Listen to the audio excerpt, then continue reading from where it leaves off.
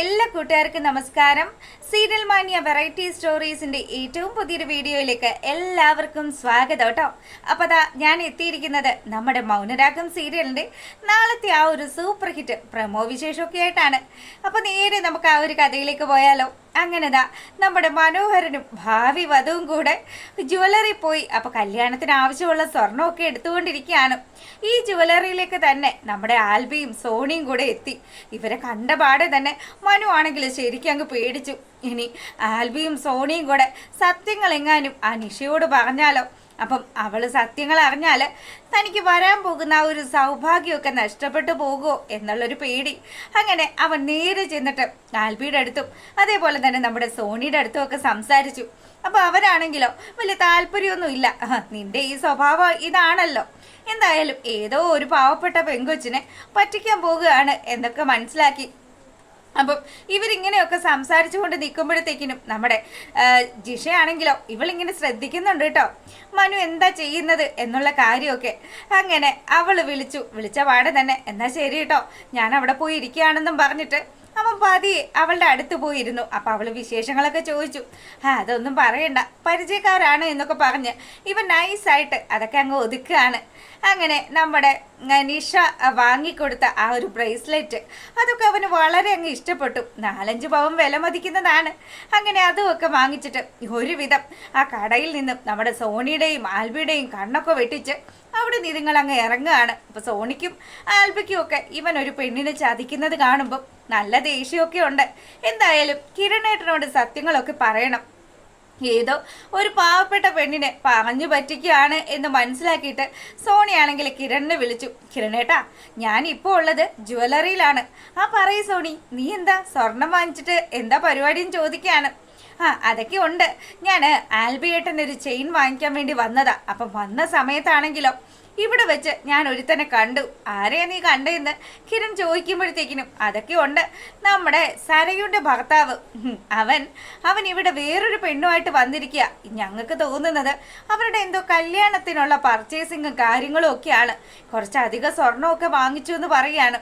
അപ്പം നമ്മുടെ കിരണിന് മനസ്സിലായി ഏതോ ഒരു കൊച്ചിനെ വളച്ച് അവളെ കല്യാണം കഴിക്കാനുള്ള കാര്യങ്ങളൊക്കെ മനു ചെയ്യുന്നുണ്ടെന്ന്. അങ്ങനെ നീ പേടിക്കണ്ട സോണി, നിങ്ങൾ എന്തായാലും അവൻ്റെ കാര്യമൊന്നും അവളോട് പറഞ്ഞിട്ടില്ലല്ലോ. ഇനി ഞാൻ നോക്കിക്കോളാം. അങ്ങനെ പാവപ്പെട്ട ഒരു പെണ്ണിനെ പറ്റിച്ചിട്ട് അവൻ നല്ല രീതിയിൽ അങ്ങ് നടക്കണ്ടെന്ന് വിചാരിച്ച് കിരൺ ആണെങ്കിലും സോണിയോട് പറഞ്ഞു, നീ ഫോൺ വെച്ചോ, അവനുള്ളത് ഞാൻ കൊടുത്തോളാന്ന്. അങ്ങനെ ഇതാ ഒരു സീനൊക്കെ കഴിയുമ്പോഴാണെങ്കിലും നമ്മുടെ മനോഹരൻ ജിഷിക്ക് ഡാറ്റയൊക്കെ കൊടുത്തിട്ട് നേരെ വരികയാണ് നമ്മുടെ സരയുൻ്റെ അടുത്തേക്ക്. അപ്പം സരയു ആണെങ്കിൽ മനോഹരൻ്റെ കയ്യിൽ ഈ ഒരു പെട്ടിയൊക്കെ കണ്ടു. ജ്വല്ലറിയുടെ കവർ കണ്ടതും അവളാണെങ്കിൽ അല്ല എന്താ മനുവേട്ടൻ ഈ കാണുന്നത്, മനുവേട്ടൻ എന്തോ ഒരു സൂത്രമൊക്കെ വാങ്ങിച്ചിട്ടുണ്ടെന്ന് തോന്നുന്നു, എവിടെ ഞാനൊന്ന് തുറന്ന് നോക്കട്ടെ എന്ന് പറഞ്ഞിട്ട് അവൾ ആ കവർ അങ്ങ് ഓപ്പൺ ചെയ്ത് നോക്കുമ്പം ജ്വല്ലറിയുടെ കവറാണ്. അതിനകത്ത് നിന്നും അവൾക്ക് ആ ഒരു ചെയിൻ കിട്ടി. മനുവേട്ട, എൻ്റെ പിറന്നാൾ വരുന്ന കാര്യം മനുവേട്ടൻ നേരത്തെ കണ്ടു അല്ലേ, മനുവേട്ടൻ സർപ്രൈസ് തരാനാണോ വിചാരിച്ചിരുന്നത് എന്നൊക്കെ പറഞ്ഞിട്ട് നമ്മുടെ സരയു ആണെങ്കിലും അത് അവൾക്ക് വാങ്ങിച്ചതാണ് എന്നുള്ള രീതിയിലൊക്കെ സംസാരിക്കുകയാണ്. അങ്ങനെ വലിയ കാര്യത്തിന് ശാരിയുടെ അടുത്ത് കൊണ്ട് സരയു ഈ സാധനം കാണിച്ചു.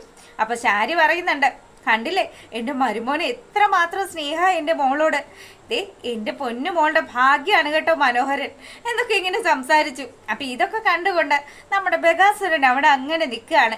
അപ്പോൾ പുള്ളിക്കാരൻ പറഞ്ഞു, എവിടെ ഒന്ന് കാണട്ടെ അവൻ വാങ്ങിച്ച 4-5 പവൻ്റെ മുതൽ. അപ്പോൾ പുള്ളിക്കാരൻ നോക്കുന്ന സമയത്ത് അല്ല ഇത് ആണുങ്ങൾ ഉപയോഗിക്കുന്നതാണല്ലോ, ഇതെന്താ, ഇത് അവൻ ചിലപ്പോൾ അവന് വേണ്ടി വാങ്ങിച്ചതായിരിക്കും, ഇത് നിനക്ക് വേണ്ടി വാങ്ങിച്ചതായിരിക്കില്ല എന്ന് പറഞ്ഞതും സരയുന് അതങ്ങ് ഇഷ്ടപ്പെട്ടില്ല. സരയു ആണെങ്കിലോ, അതെ ഇതെൻ്റെ മനുവേട്ടൻ എനിക്ക് വേണ്ടി വാങ്ങിച്ചതാണ്. അച്ഛനായതുകൊണ്ട് ഞാൻ ക്ഷമിക്കുകയാണ്. എൻ്റെ മനുവേട്ടനെ കുറിച്ച് ആവശ്യമില്ലാത്ത കാര്യങ്ങൾ പറഞ്ഞാലുണ്ടല്ലോ ഈ സരയുടെ സ്വഭാവം അങ്ങ് മാറുമെന്ന് പറഞ്ഞു. ഇത് കേൾക്കുമ്പോൾ നമ്മുടെ ശാരി പറയുന്നുണ്ട്, എൻ്റെ മോളെ നിന്റെ അച്ഛനോട് എത്ര പറഞ്ഞിട്ടും ഒരു പ്രയോജനവും ഇല്ല, ഇയാളുടെ ഭ്രാന്ത് മാറിയിട്ടില്ല എന്ന് തന്നെയാണ് എനിക്ക് തോന്നുന്നതെന്ന് പറഞ്ഞതും നമ്മുടെ ബഗാസുരനാണെങ്കിലോ ശാരി പറയുന്നത് കേട്ടു. അതുപോലെ തന്നെ സരയുടെ ഈ ഒരു വർത്തമാനവും ഒക്കെ കേട്ടു. അങ്ങനെ ഞെട്ടി ഇങ്ങനെ നിൽക്കുകയാണ്. തൻ്റെ മകളും ഭാര്യയും കൂടെ എത്ര പെട്ടെന്ന് ആ മറുകണ്ഠം ചാടി നിൽക്കുന്നേ എന്നുള്ള കാര്യമൊക്കെ. അങ്ങനെ ഇവർ സംസാരിച്ചു കൊണ്ട് നിൽക്കുന്ന സമയത്താണെങ്കിലോ നമ്മുടെ മനുവിനെ നൈസായിട്ട് കിരൺ വിളിപ്പിക്കുകയാണ്. അപ്പം ആരും കാണാതെ കിരൺ വിളിച്ച പാടെ തന്നെ കിരണിൻ്റെ വീട്ടിലേക്ക് ചെല്ലുകയാണ് മനു. അങ്ങനെ അവിടെ എത്തിയ പാടെ കിരൺ പറഞ്ഞു, അതെ, എനിക്ക് തന്നോട് കുറച്ച് കാര്യങ്ങളൊക്കെ സംസാരിക്കാനുണ്ട്. അല്ല, ഇന്ന് എന്തോ പോയി കുറച്ചധികം സ്വർണ്ണമൊക്കെ എടുത്തു എന്നൊക്കെ അറിഞ്ഞല്ലോ. ആരായിരുന്നു കൂടെ ഉണ്ടായിരുന്നെന്ന് കിരൺ ചോദിക്കുകയാണ്. അത് അത് എന്നൊക്കെ പറഞ്ഞ് ഇവൻ ആദ്യം പൊട്ടം കളിക്കുന്നുണ്ടെങ്കിലും കിരൺ കൊടയും എന്നുള്ള കാര്യം നല്ലതുപോലെ തന്നെ അറിയാം. അതുകൊണ്ട് തന്നെ അത് ഞാൻ കല്യാണം കഴിക്കാൻ പോകുന്ന കുട്ടിയാണ് എന്നുള്ള കാര്യം പറഞ്ഞു. എടാ, നീ ഏതോ ഒരു പാവപ്പെട്ട പെണ്ണിനെ കറക്കി എടുത്തു എന്നുള്ള കാര്യം അത് മനസ്സിലാക്കിയിട്ട് തന്നെയാണ് ഞാൻ ഇതൊക്കെ നിന്നോട് ചോദിച്ചത്.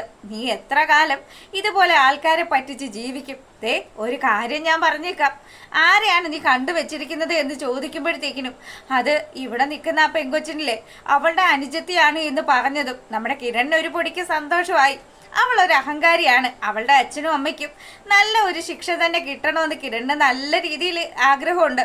അതുകൊണ്ട് തന്നെ അവൻ പറഞ്ഞു, സംഭവം ഞാൻ അംഗീകരിച്ചു, പക്ഷേ ഈ വൃത്തികെട്ട കളി അത് ഏതേലും സാധാരണക്കാര് പെങ്കൊച്ചിന്റെ അടുത്ത് എടുത്തു കഴിഞ്ഞാല് ദേ കിരണിന്റെ കൈയുടെ ചൂട് നീ അറിയും. എനിക്കറിയാം നിന്നെ മര്യാദ പഠിപ്പിക്കാൻ എന്നൊക്കെ പറഞ്ഞിട്ട് നമ്മുടെ കിരൺ ഇങ്ങനെ ദേഷ്യത്തോടു കൂടി മനുവിന്റെ അടുത്ത് സംസാരിച്ചു. അപ്പൊ ഇവനാണെങ്കിലോ, ഇല്ല സാറേ, ഞാൻ ഇനി ഇങ്ങനെയൊന്നും ചെയ്യില്ല. ദേ എന്റെ പൊന്നു സാറേ, ഞാൻ എങ്ങനെയും ജീവിച്ചോട്ടെ.